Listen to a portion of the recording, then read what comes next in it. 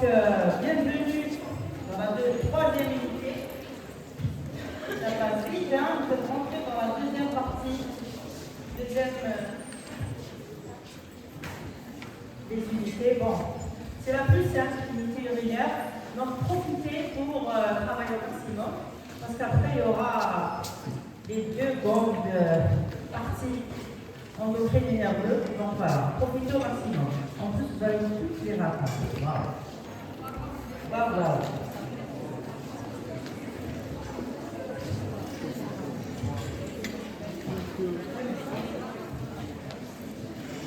Merci d'être là. C'est pas facile de venir le même examen.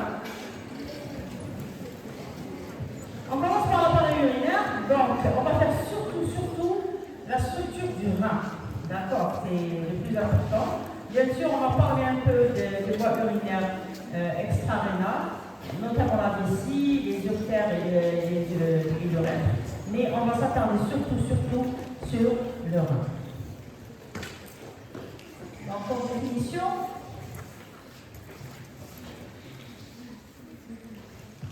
donc quand on dit appareil urinaire, il y a deux grandes parties dans cet appareil qui sont anatomiquement, physiologiquement et embryologiquement différentes. Donc il y a une partie qu'on dit sécrétrice et une partie excrétrice. Ok? Donc on aura la partie glandulaire sécrétrice qui est représentée par les deux reins, qui sont des organes pleins constitués par un assemblage de néphrons, qui est l'unité fonctionnelle du rein et de vaisseau sanguin. Vous savez très bien que le rein...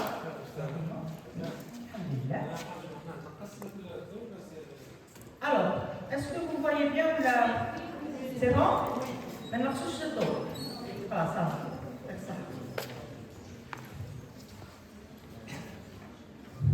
Donc, le rein est un organe en forme de haricot, hein, vous allez le voir en anatomie, qui est finalement c'est un mélange de néphrons et de vaisseaux sanguins. Vous savez très bien que le rein est un organe de filtration, donc très riche en vaisseaux sanguins. Quels sont les deux organes les plus riches en vaisseaux sanguins? Le corps. Le foie, voilà. C'est ceux qui ont une fonction de filtration fonctionnelle. Le foie qui a un système porte-veineux. Ici, le rein, on va le voir, il y a un système porte-artériel. D'accord? Donc, le rein qui est un organe glandulaire, parce qu'il y aura une sécrétion.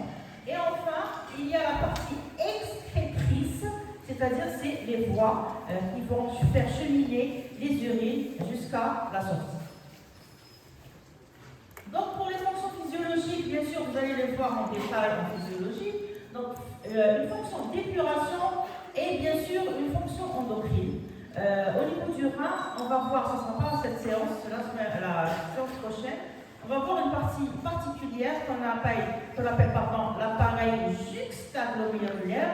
Il y a à ce niveau-là une sécrétion endocrine. À votre niveau, cette sécrétion endocrine, elle rentre en jeu dans quel phénomène dans le corps? Do you have any idea? Allez, nous allons alors, est-ce que parmi vous, par exemple, la famille, qui a une hypertension artérielle, quelle est la première chose qu'il explore, le médecin? Donc, vous êtes étudiant en médecine, tout ce qui se passe sur le plan médical, il faut faire attention. L'Isra, il est acheté à Tadbiya, la famille. Ok? Donc, devant toute hypertension artérielle, justement, on fait un bilan thyroïdien pour les métabolismes, mais on explore toujours le rein. Ok? Parce qu'il y a un accord entre le rein et l'hypertension artérielle. Ok? Parce qu'il y a une sécrétion hormonale au niveau de l'appareil juxtaglomérulaire. Je ne vais pas détailler maintenant pour vous dire que l'organe finalement. Le rein est un organe glande, entre guillemets, exocrine et endocrine en même temps. Alors, je passe pour l'anatomie, vous allez faire en détail. Sur le plan, oui, de l'embryologie, justement, on s'est entendu avec ma collègue, il y aura ma collègue qui va vous faire une biologie de l'appareil urinaire. On a commencé d'abord par la structure. Pourquoi? Pour que vous ayez une notion sur le néphron, les parties du néphron, etc. Comme ça, quand elle va vous faire en biologie, vous allez comprendre les termes. C'est pour ça qu'on a voulu commencer par la structure. Puis, en faisant l'embryologie, vous allez comprendre les termes. Donc aujourd'hui, l'embryologie, je vais juste dire que le rein est d'origine mésodermique, que en fait, le rein au début, c'est 3 reins. Au niveau, il y a le pronéphros, mésonéphros et métanéphros. Le pronéphros va disparaître et le rein définitif sera constitué surtout du métanéphros qui est l'origine du rein et une partie du mésonéphros qui va donner les voies excrétrices. Donc je ne vais pas m'étaler parce que vous allez faire l'embryologie en détail de l'appareil urinaire. Okay? Donc juste retenir que le rein est d'origine mésoblastique. Okay?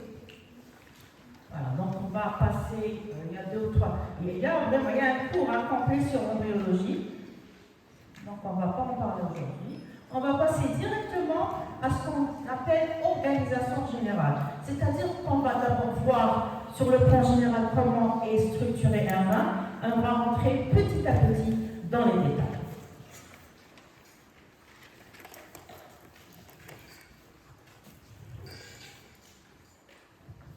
J'allais vous demander à l'examen, j'ai vu que c'est filmé, donc ça n'intéresse pas les gens qui vont voir la vidéo. L'examen, c'était bien? Non. On m'avait dit que c'était plus accessible que la première unité, non? Là, c'est oui. Donc, à tous les là, donc urinaire, il faut. La plupart, il faut urinaire en général, d'accord? Donc, bien sûr, le rein, bien sûr, comme tous les organes, est enveloppé d'une capsule conjonctive. Et on va voir d'emblée que le rein est constitué de 2 structures bien différenciées. Ici, je vais m'attarder un petit peu parce que vous allez voir en anatomie, ils vont vous dire que le cortex est clair et que la médullaire est sombre. Mais nous, les histologistes, on va vous dire le contraire. Que le cortex est sombre et que la médullaire est claire. Les étudiants, incessamment, ils nous posaient la question, tu as compris lettre quoi? Est-ce que clair ou la sombre? C'est clair et sombre. On va voir pourquoi. Parce que du point de vue de l'anatomie, ils prennent l'organe, ils font une coupe, ils voient, c'est une vision macroscopique. Tout le chef l'urine t'arrête. Pétroxymore. J'ai sur le marron. L'air chouïa, c'est vraiment plus foncé. Comme on voit, quand on coupe un rein sur le plan macroscopique, on va voir que l'intérieur est clair et la partie externe est foncée due à la richesse en vaisseaux sanguins, etc., etc. Mais là, en tant qu'histologiste, comment on observe un organe? C'est après coupe, fixation, coloration. C'est pour ça qu'il y a la différence. C'est-à-dire qu'il échauffe le rein directement sur le plan anatomique. C'est vrai que je vois que l'intérieur est clair, l'extérieur est clair et l'intérieur c'est sombre. Mais si on voit une coupe d'un rein après préparation histologique et coloration, on va voir que le cortex, c'est-à-dire la partie externe est sombre et la partie interne, la médullaire, est claire. Donc, vous voyez, vous avez compris la différence? Voilà. C'est-à-dire que c'est par rapport au point de vue, soit de l'anatomiste ou de l'histologiste. Les deux sont justes, mais l'anatomie, c'est directement, ou l'histologie, c'est après coloration, etc. Donc, voilà. Donc, les deux sont justes, ok? Alors, une partie sombre qui est sous-capsulaire, qui est granuleuse, on va voir pourquoi, il y a comme des petits grains, et une partie interne qui est sous forme de pyramide, dont le sommet est vers le île, c'est la partie médullaire. Donc on va détailler vraiment ces deux parties, et je suis sûre que vous n'allez pas sortir aujourd'hui de l'amphithéâtre sans les avoir retenues. Ok, d'où l'intérêt d'assister. Donc voici une vision plus claire. Vous voyez bien que la partie corticale est sombre et pleine de petits grains. Hein? Vous les voyez, les petits grains? Et la partie médulaire est claire et on remarque, on dirait que c'est des tubes. Vous voyez, c'est des tubes. C'est des tubes qui vont vers le centre. Hein? Donc on va voir, même sur le plan de la structure, que cette médulaire est très très riche en tubes. En tubes, vous allez voir, c'est des parties du nerf.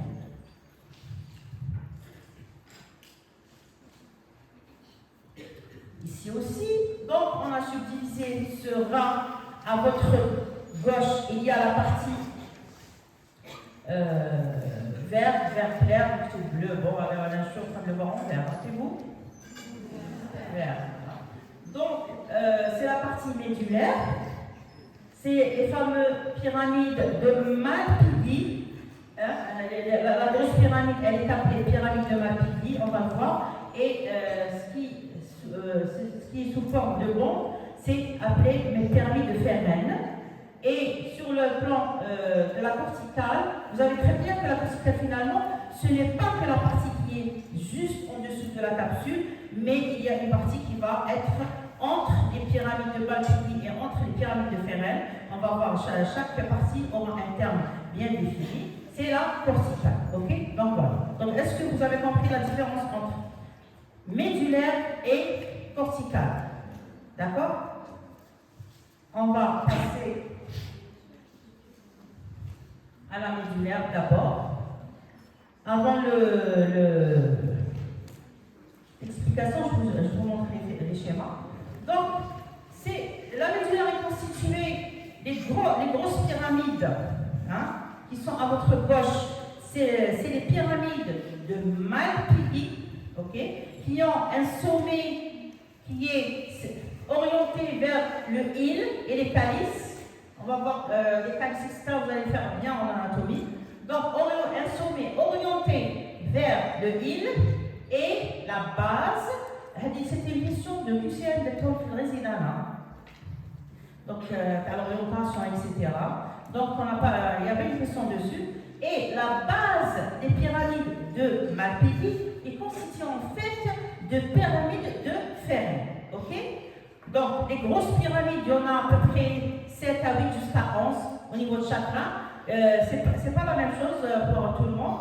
La variabilité est la règle. Donc, 7 à 11, etc. Pyramide de Malpighi, dont la base est constituée de pyramides plus petites qu'on appelle les pyramides de Feynman. On va voir le laïus, pour voir si je n'ai rien oublié. Alors, la médulaire. Donc, c'est les pyramides de Malpighi, il y en a de 7 à 13. Chaque pyramide comprend une base orientée vers la capsule rénale, où on a ce qu'on appelle les pyramides de Feynman. On a de 400 à 500 pyramides de Feynman par pyramide de Malpighi. Et le sommet qui est arrondi, orienté vers le île. Chaque sommet constitue une papille. C'est-à-dire le sommet de la pyramide de Malpighi est appelé papille qui va déboucher dans les calices. Donc je reprends pyramide de Malpighi, dont le sommet est orienté vers le île qu'on appelle papille. La base est constituée de pyramides de Feynman. C'est bon? C'est bon? Je continue? Voilà. Maintenant, on passe à la corticale. C'est la structure générale. C'est ce qu'on voit en microscopie optique au faible grossissement. D'accord? C'est ça l'histologie. On commence par la microscopie optique de faible grossissement, on va de fort grossissement, d'électrolyte, etc.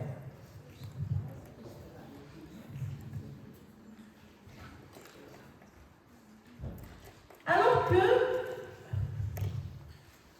le cortex va être subdivisé en 3. Cortex en 3. C'est ce qui est en rouge, carmin, rouge foncé. Donc on aura d'abord le cortex corticis, qui est la partie la plus externe, qui est directement en dessous de la capsule. Cortex corticis. Il est à noter qu'à ce niveau-là, il n'y a pas les fameuses graines va appeler corpuscule de Malpighi. On va les voir. Donc faites attention. Pyramide de Malpighi, corpuscule de Malpighi, c'est pas la même chose, hein? Ok? Donc, le cortex corticis qui est situé juste en dessous de la capsule, il n'y a pas de corpuscule de Malpighi. On va créer le labyrinthe. Bon, c'est la même chose. Soit le labyrinthe, c'est les parties rouges qui sont entre les pyramides de Ferren, le labyrinthe, d'accord? Et enfin, une troisième partie qui est située entre les pyramides de Malpighi qu'on appelle colonne de Bertin.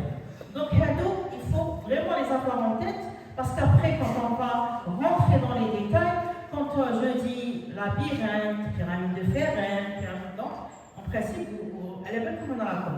Je rana fi blida, rana fi mifter, d'accord? Il faut les retenir. Donc, je reprends pour le cortex. Il y a le cortex corticis, il y a le labyrinthe, c'est les parties qui sont entre les pyramides de Ferren, il y a les colonnes de Bertin qui sont entre les pyramides de Malpighi. Ok? Pardon, madame, ça va être un peu difficile, mais on va quand vous allez les reprendre, il n'y a pas de problème. Ok? Donc, médulaire. Malpighi, Ferren, ou l'autre cortex.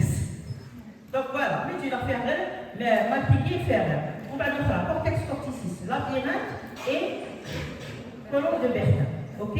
C'est bon? Elle dit la structure générale.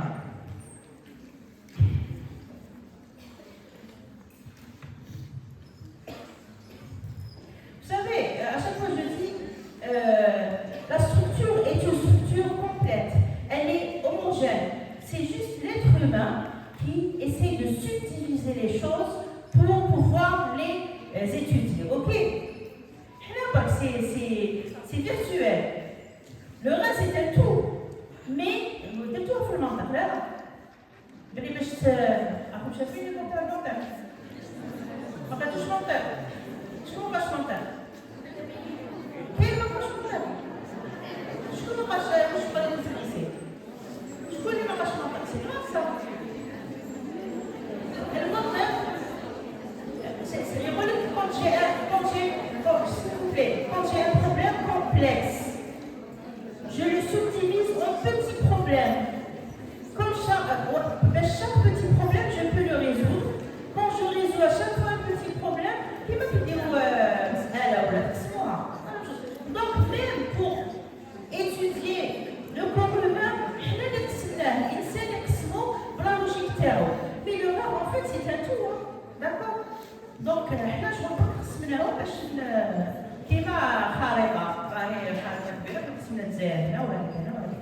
mais en fait ça n'existe pas. C'est juste pour l'être humain. Pourquoi j'ai dit tout ça? C'est-à-dire à la fin je vous ai montré un rat complet. Voilà, donc là on l'a subdivisé, mais en fait ils travaillent ensemble. Toutes les structures travaillent ensemble, ok? Je veux juste, parce qu'il y a beaucoup, des fois, les gens, c'est le naturel. Non, c'est l'être humain qui le fait pour essayer de comprendre les choses. Ok? Parce que, voilà, je dis ça, vous allez voir tout à l'heure, parce qu'il y a des parties qui nous souvent la médulaire, souvent la corticale. On va dire que le humain, la question, est-ce que tu comprends la médulaire? L'être humain, mais ça ne veut pas dire que c'est à 100% juste. Ok? Alors, maintenant, je fais la structure générale. C'est quoi la structure générale? Quand capsule, cortex et médulaire. Maintenant, je trouve de quoi sont constituées ces différentes parties. Alors, le parenchyme rénal. Quand on dit parenchyme, ça veut dire tissu. Ok? Tissu. Le tissu, il est constitué de quoi? Ce slide est très important, fait le résumé de tout ce qu'on va étudier. Alors, qu'est-ce qu'on trouve dans ce parenchyme rénal? On trouve bien sûr un système tubulaire. Donc le rein, c'est beaucoup de tubes parce que vous savez très bien, il y a l'urine primitive, suis à potassium, je suis à calcium, etc., etc. Donc, le rein va filtrer les déchets, mais quand même va ينقص le flux liquide à l'assiette des besoins du corps. D'accord? C'est ça aussi. Hein? Alors, c'est un système tubulaire constitué de néphron, qui est l'unité histologique du rein, c'est-à-dire tout se passe au niveau du néphron. Le néphron, qu'on va subdiviser aussi en corpuscules de Malpighi et tube urinifère, c'est ce qu'on va faire en détail aujourd'hui. Donc, nous allons surtout avec la partie. On va faire la deuxième séance, on va faire la suite. Après, il y a les voies urinaires excrétrices intrarénales, c'est-à-dire c'est des voies qui vont cheminer, qui vont faire cheminer les urines, mais quand même il peut y avoir des échanges de liquide à ce niveau-là aussi, mais la plupart des échanges vont se faire au niveau du néphron. Donc, système tubulaire qu'on a subdivisé en néphron et en voies et des voies excrétrices intrarénales. Et l'interstition, c'est quoi? L'interstition, c'est le tissu qui est entre ces tubules.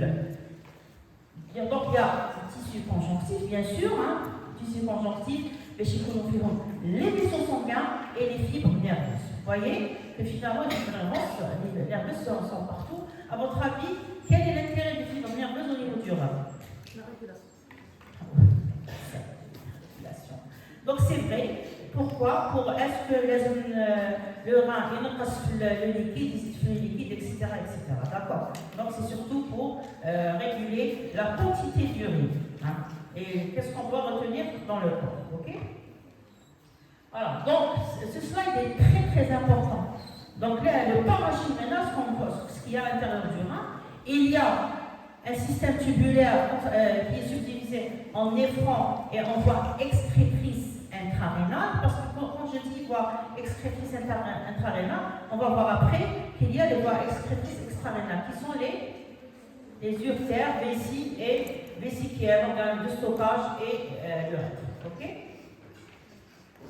Et bien sûr, l'interstition qui est très important, parce qu'à un certain moment, le cours, il parlait du néphron, mais il ne parlait pas de l'environnement, c'est pas normal. Donc il faut voir tout ce qui est autour. On va commencer maintenant, on va faire en principe aujourd'hui en détail le néphron. Il faut déjà finir.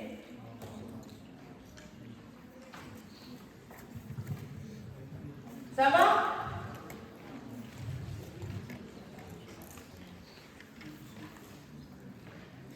Bon, je pense que vous n'avez pas, parce que vous avez retenu que c'est l'unité histologique fonctionnelle du rein. Elle est facile. Il est constitué, ce néphron, je vais vous montrer un schéma d'abord. Attendez.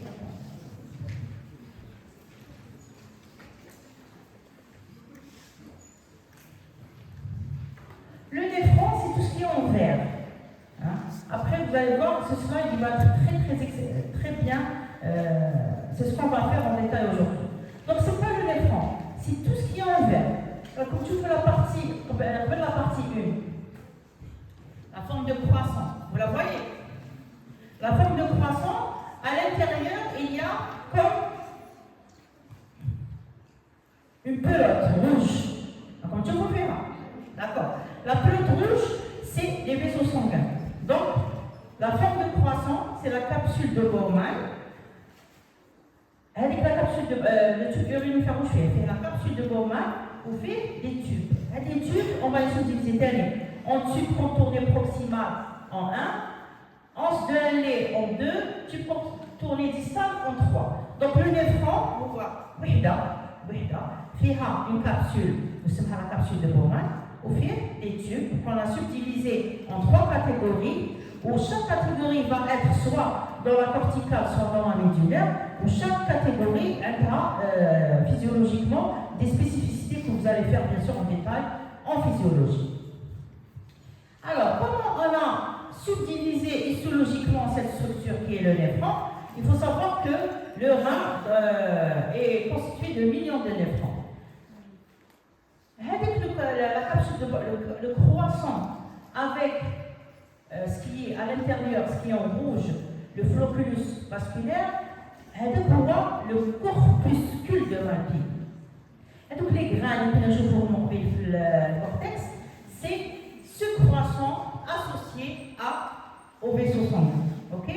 Donc, on voit le corpuscule de Malpighi qu'on va commencer à étudier. C'est bon? Là, il y a des informations sur le à la fin de Donc, soyez attentifs avec moi quand je vous dis que le corpuscule de Malpighi est constitué de la capsule de Bowman, c'est le croissant qui englobe la partie vasculaire qui est sous forme de boule. On voit le corpuscule de Malpighi. D'ailleurs, je vous montre ici une image utilisée de l'encre pour montrer ces corpuscules de Malpighi, comment ils sont. Donc voilà, c'est des petites boules qu'on retrouve au niveau du cortex. Et ici, c'est important. Voilà. Le schéma aussi vous montre que ces corpuscules de Malpighi sont vraiment hyper vascularisés. D'ailleurs, c'est à leur niveau que va se former ce qu'on appelle l'urine primitive. Alors, je reprends. J'aime bien toujours vous montrer les schémas par le laïus pour voir que vous avez, est-ce que vous avez compris ou non. Donc, le néphron, c'est, l'unité histologique fonctionnelle, est constitué de ce qu'on appelle le corpuscule de Malpighi, qui est responsable de la filtration du sang afférent et de la production d'urine primitive. Cette urine primitive va se mettre au niveau de la capsule de Bowman. Cette urine va passer dans tout le tube pour qu'il y ait soit des réabsorptions, etc., pour avoir l'urine définitive. Et enfin, le système tubulaire cortical et médulaire, parce que je vous avais dit que les tubes, qu'il y a une partie. Oui? Qu'il y a une partie de couple médulaire ou une partie de couple cortical. Hein? Ce qu'on a vu. Donc c'est pour ça qu'on met système tubulaire cortical et médulaire associé à la microcirculation rénale, qui est responsable du contrôle de la concentration et de la composition à la fois du sang retournant à la circulation générale et de l'urine définitive. D'accord? Donc le néphron, je répète, c'est un corpuscule de Malpighi avec les tubes. Ok? D'accord? Le corpuscule de Malpighi, donc on va commencer à l'étudier en détail. Donc surtout, faites la subdivision du néphron. C'est bon.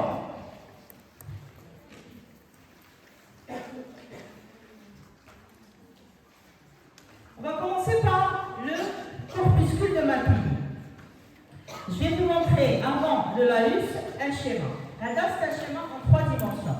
Donc imaginez le croissant et à l'intérieur, c'est le vaisseau. Les vaisseaux sont grands. Alors le croissant, la structure فيها un pôle urinaire. هذا الكرواسون عنده un tube منا نسموه la partie هذه pôle urinaire. Voilà, هذه هي pôle urinaire, c'est-à-dire وين راح يدخل les urines. وعندها un pôle vasculaire, c'est-à-dire que les capillaires من الداخل هنا c'est un vaisseau sanguin. Donc هو الدويرة c'est une boule وين يخرج منها deux tubes. Un tube منا وين يخرج tube contrôle proximal اسمها pôle urinaire وهذا اللي يخرج منه اسمه pôle vasculaire. Donc c'est une boule, corpuscule de Malpighi, c'est une boule constituée de deux structures, un pôle urinaire et un pôle vasculaire. فهمتوا هذه؟ وهذا الكرواسون هذا عنده une membrane interne, d'accord, il laissera directement مع les vaisseaux sanguins. فيها ce qu'on appelle les podocytes, on va les voir. وعندها une membrane externe qui est constituée d'un épithélium simple de revêtement. Où entre la membrane interne et la membrane externe, il y a un vide. On se met la chambre de la capsule de Bowman. Parce que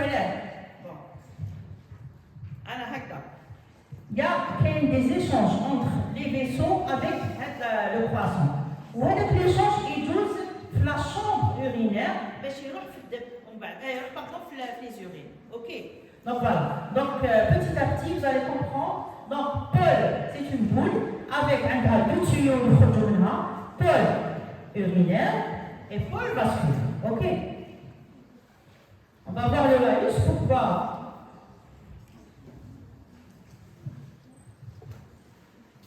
Alors, on va décortiquer le laïus ensemble. C'est des vésicules sphériques, c'est bon, ça on le sait, c'est des petites boules de 175 à 200 micromètres, ça je ne vais pas vous demander à l'examen. C'est de l'ordre du micron, c'est petit, mais c'est quand même visible en microscopie avec grossissement.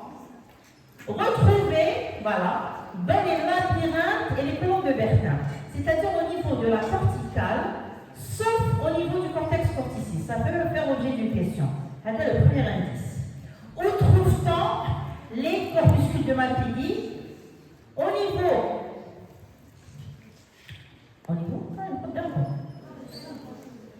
colonne de Bertin et labyrinthe. C'est-à-dire le cortex corticis, celui qui est juste en dessous de la capsule, en principe, on trouve pas le corpuscule de Malpighi. Ok? En microscopie optique, ce corpuscule de Malpighi présente à décrire deux pôles. Un pôle vasculaire, c'est le point d'arrivée et de départ des vaisseaux glomérulaires. Donc c'est là qu'il y a le système porte artérielle, une artériole afférente qui est des capillaires d'air, on va trouver une autre artériole efférente, c'est le fameux système porte artérielle. Vous vous rappelez comme maintenant les vaisseaux sanguins, le premier cours, comme il y a le système porte veineux au niveau du foie, entre la veine, il y a tout comme ça. Hein? La veine centrolobulaire ou la veine? Voilà. Et là, il y a deux artérioles. Une artériole afférente et efférente, donc là c'est un système porte artériel. C'est-à-dire qu'il y a des capillaires sanguins entre deux artérioles. Ok? Et le pôle urinaire, c'est le lieu d'émergence du premier tube contourné, qu'on appelle le tube contourné proximal. Et enfin, deux constituants, la capsule de Bowman, c'est le fameux croissant, comportant deux feuillets internes et externes, séparés par la chambre capsulaire ou chambre urinaire. C'est-à-dire le croissant qui est un vide à l'intérieur, où sera la chambre urinaire. Et enfin, le glomérule vasculaire, qu'on appelle aussi flocculus, véritable système porte artériel. Donc, est-ce que vous avez des questions sur la structure du corpuscule de Malpighi? Un tour? Corpuscule de Malpighi.